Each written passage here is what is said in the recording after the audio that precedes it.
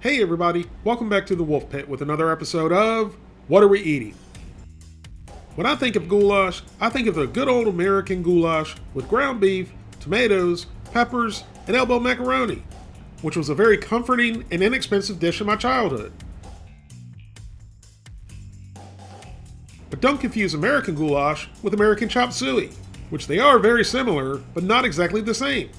But in my opinion, they're close enough to be the same, but if you want to be technical, they're different. But some will argue American goulash isn't even close to being Hungarian goulash, or they might even say it's not even goulash. And their argument would be correct about one thing: it's not even close to Hungarian goulash. But it is a goulash. Besides the obligatory Hungarian paprika, Hungarian goulash can be made with pork, beef, lamb, or veal. The meat and paprika are simmered in tomatoes, wine, or stock, and sometimes includes vegetables. Hungarian goulash is more of a soup or stew and definitely does not include elbow macaroni. But American goulash is still a type of goulash, as it is in lots of other places outside Hungary. I actually made an authentic Hungarian goulash not too long ago, and it was simply amazing. We served it over potato pancakes and a dollop of sour cream. This goulash was out of this world. It was savory, rich, and most of all, it was delicious. But it was indeed not the same as American goulash. But I would happily eat both kinds of goulash any day of the week. But have you ever wondered how goulash would taste out of a can? I know I haven't.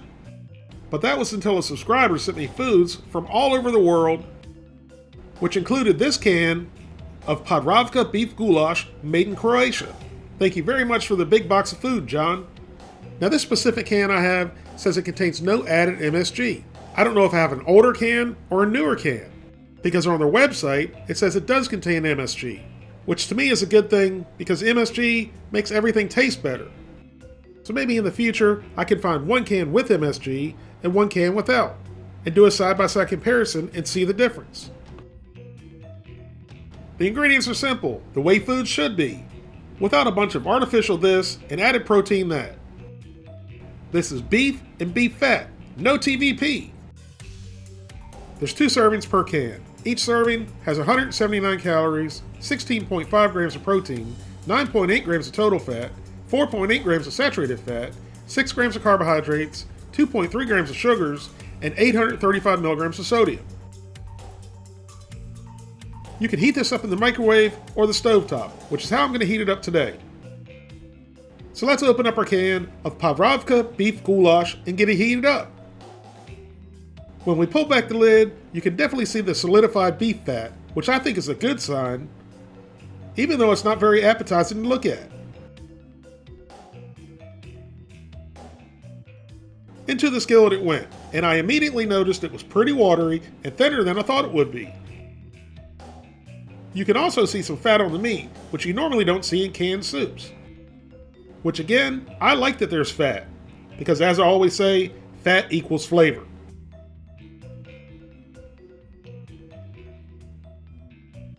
Even though there's a lot of broth or gravy or whatever you want to call it, there's really a decent amount of meat in here. So onto the stove it goes to simmer for 2 to 3 minutes.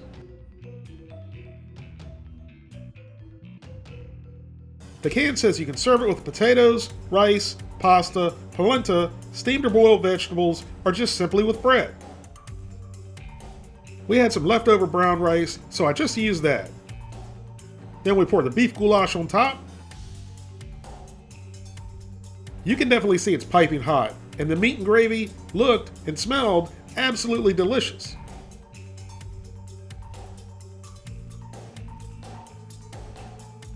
We tried a couple pieces of the meat first, and they both had a little bit of fat and silver skin on them, but really no big deal.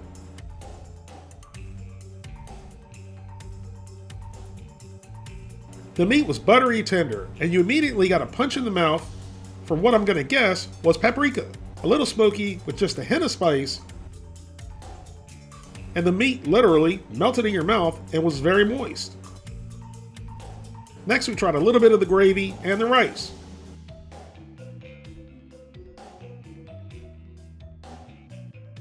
The flavor of the gravy was very savory, rich, and definitely very enjoyable. If I eat this again, I'm going to try it with potatoes instead of rice. Finally, we loaded up the spoon with a full Monty. The meat, gravy, and the rice. Doesn't that look like a spoonful of happiness?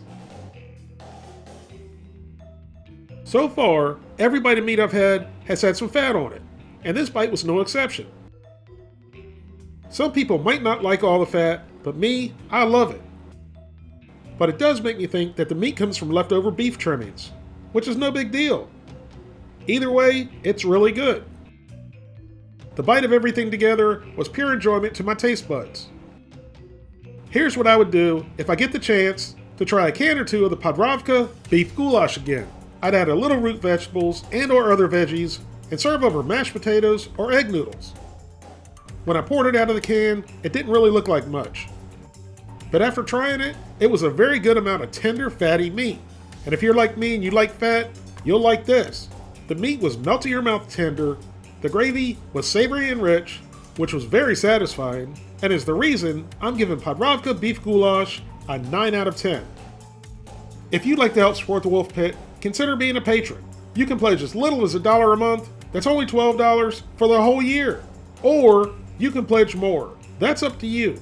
Either way, every little bit's appreciated and helps me produce more high quality videos more often for you, the people. Thank you all very much for watching. Please don't forget to like this video and subscribe, and I'll see you soon.